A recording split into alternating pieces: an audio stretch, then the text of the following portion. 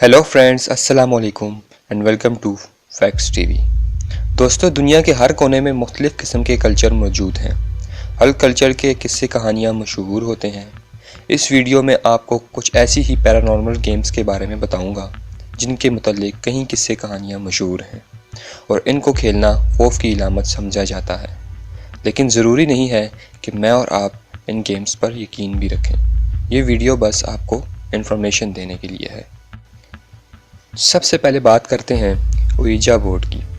दोस्तों, इस गेम के नाम से तो आप लोग वाकिफ़ ही होंगे, लेकिन ज़रूरी नहीं कि आप लोग इस पर यकीन भी करें। लेकिन कहा जाता है कि ouija बोर्ड को स्पिरिट्स यानी रूहों से जोड़ने के लिए खेली जाती है। ये एक बोर्ड गेम होती है जिसमें 2, 3 या 4 लोग हिस्सा ले सकते हैं।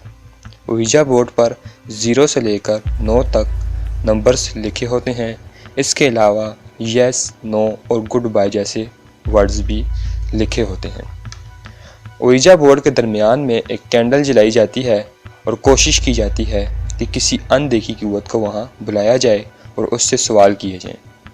इस बोर्ड को आप मार्केट से भी खरीद सकते हैं। अब बात करते हैं द एलिवेटर गेम के बारे में।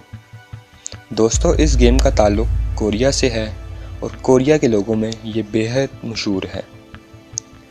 द एलिवेटर गेम खेलने से आप एक अलग दुनिया में जा सकते हैं और कहा जाता है कि इस गेम से आपको ऐसी बिल्डिंग तलाश करनी होगी जो पुरानी हो और इसके कम से कम 10 फ्लोर हों। इसके बाद आप अकेले में इस बिल्डिंग के एलिवेटर्स में जाएंगे और इसमें 42, 62, 10, 5 ये सारे नंबर्स दबाएं। कहते हैं कि इसके बाद ये लिफ्ट आपको 5वें फ्लोर पर ले जाएगी। वहाँ से एक औरत इस लिफ्ट में दाखिल हो जाएगी।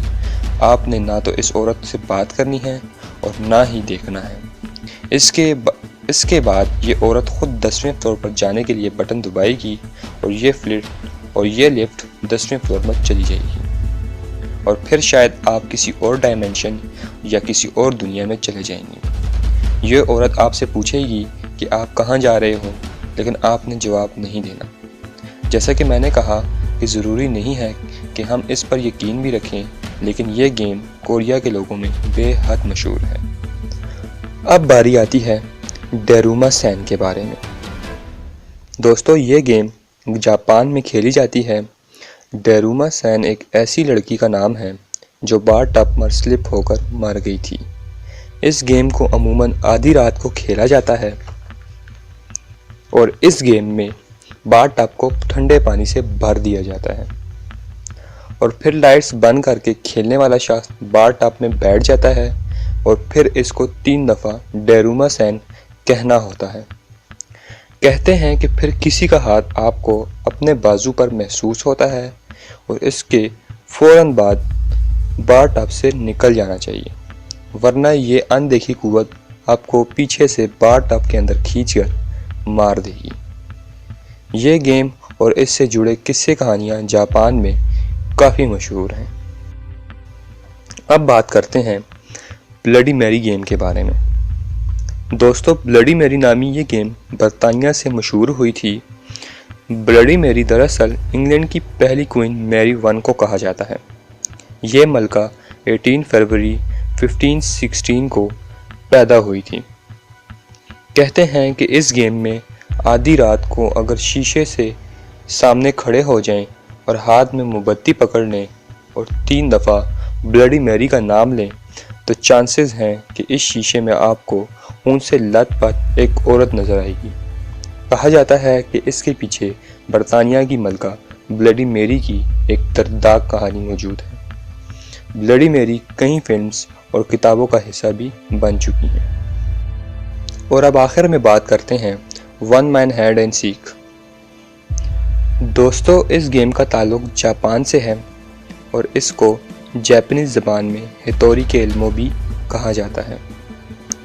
कहते हैं कि इस गेम में एक पोजेस्ड डॉल के साथ छुपन छुपाई खेली जाती है।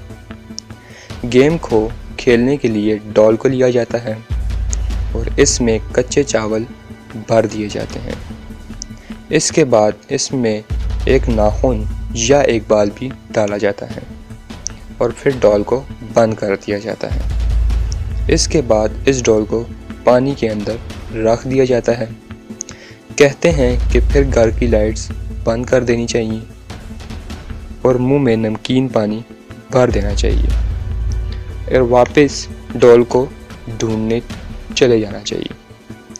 लेकिन डॉल जहां आपने रखी होगी वहां मौजूद नहीं होगी और फिर आप इस डॉल को ढूंढना शुरू कर देंगे। जापान में इस गेम के कई किस्से कहानियाँ बहुत ही ज़्यादा मशहूर हैं।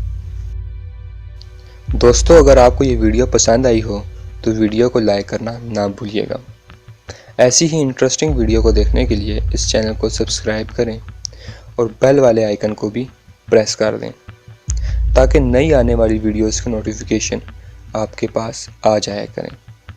अपना बहुत ही ख्याल रखिएगा और हमें भी दुआओं में याद रखिएगा। अल्लाह हाफ़िज़।